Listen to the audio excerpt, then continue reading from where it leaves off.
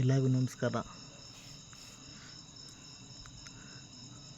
ನನ್ನ ಸಿನಿಮಾ ಹುಚ್ಚು ತುಂಬ ಪೀಕ್ ಲೆವೆಲ್ಗೆ ಹೋಗ್ಬಿಟ್ಟಿದೆ.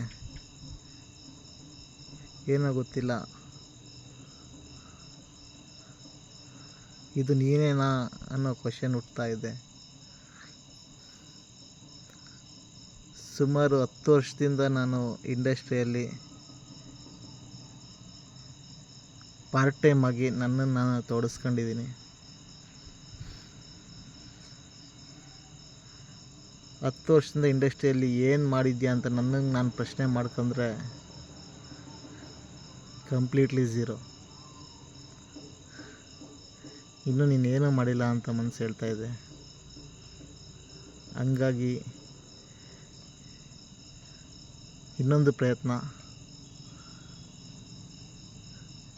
ಬೆಂಗಳೂರಲ್ಲೇ ಇದ್ದು ಫುಲ್ ಟೈಮ್ ಇಂಡಸ್ಟ್ರಿಯಲ್ಲೇ ವರ್ಕ್ ಮಾಡಬೇಕು. ಇನ್ನು ಸತ್ತರೆ ಒಬ್ಬ ಕಲಾವಿದನಾಗಿ ಸಾಯಬೇಕು ಅಂತ ಅಂದ್ಕೊಂಡು ಇಂಡಸ್ಟ್ರಿಗೆ ಹೋಗ್ತಾಯಿದ್ದೀನಿ.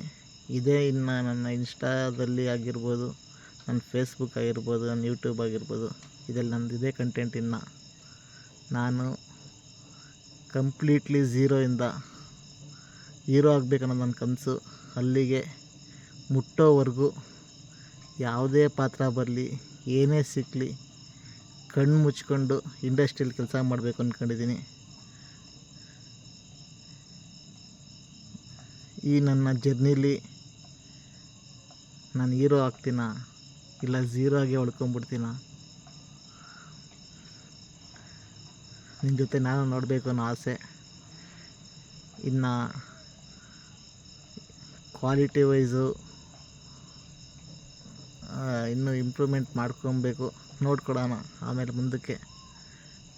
ಈಗ ನಿಮ್ಮೆಲ್ಲರ ಪ್ರೀತಿ, ಪ್ರೋತ್ಸಾಹ, ಆಶೀರ್ವಾದ ನನ್ನ ಮೇಲೆ ಇರಲಿ ಅಂತ ಕೇಳ್ಕೊತೀನಿ. Love you all. ಜೈ ಅಪ್ಪು ಬಾಸ್. Thank you.